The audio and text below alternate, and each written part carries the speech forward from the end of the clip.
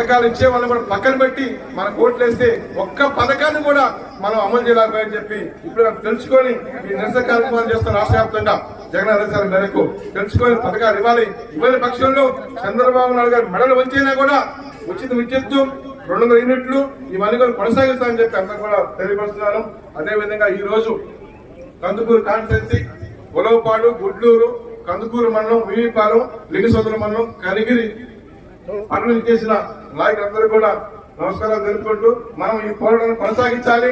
ఏదైతే ఈ రోజు బాధ్యతగా వచ్చారో కార్యకర్తలుగా మరొకసారి నమస్కారం తెలుపుకుంటున్నాను. మనం ఇప్పుడు ఈ యొక్క నిరసన కార్యక్రమం మనం ముగించుకొని డిఈ గారికి వినతి పత్రం ఇస్తున్నాం.